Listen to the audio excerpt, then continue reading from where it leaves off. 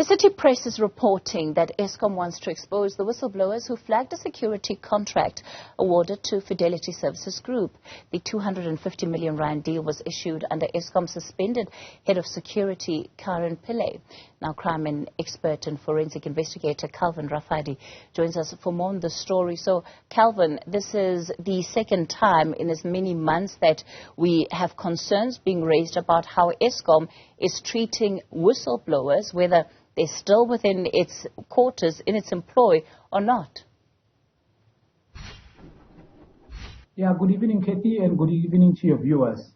Yes, indeed, it shows that there's really serious problems at Eskom, and the way they treat the whistleblowers, in fact, that they are actually intimidating the whistleblowers.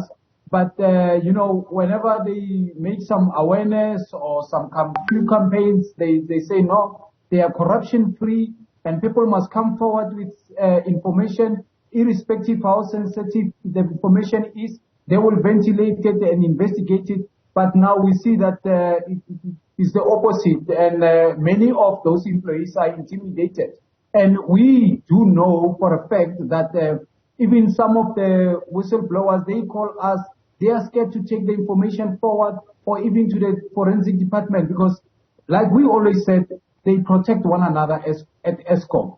Now, it shows that the manager who's now on precautionary suspension, which, by the way, there's a certain period that must lapse.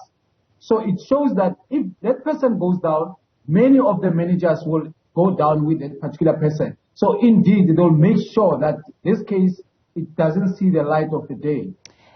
What about the fact that Eskom, at least as far as insinuated is in this article, could well argue that it has to try and get to the bottom of where the wrongdoing, in as far as it relates to this Fidelity Services contract, and it's worth 500 million rand. So I must correct myself there. Earlier, I believe I said 250 million rand. So in as far as it relates to that contract, will that be a legitimate argument, you believe?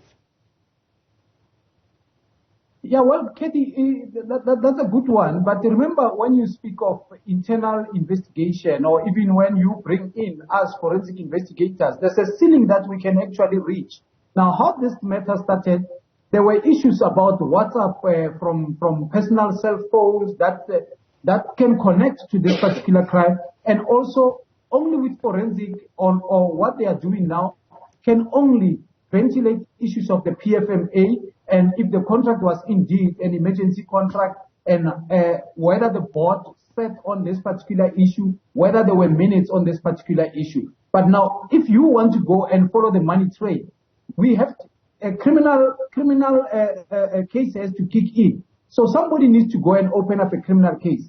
But I spoke to some few forums and some few people who are interested in opening up the case, a criminal case in this space, so that bank statements can be obtained, so that search warrant can also be obtained for those particular cell phone of those particular managers to actually see that indeed they did communicate via those WhatsApp communication because of the way WhatsApp communication that were communicated. But remember, Minister Begitele went to the parliament, came back and said no, or reported to the parliament and said, no, we do know about this matter. And in fact, this person has been on our radar and we are about to conclude. So everybody stopped, and now we're also waiting for the Minister of Police to tell us what is his finding in this space. Calvin, what does this mean for those employees that may well have been involved in, number one, passing information on to journalists about the story? And in fact, it comes as just this past week, we were marking 2 years of the killing of Babita Deokaran. And one of the things that was said, at her memorial that has stayed with me was that whistleblowers basically felt that the risk that they take of sharing information and exposing corruption is a burden that they have to live with, whereas we as journalists report those stories, but we still get to continue with our jobs and with our lives.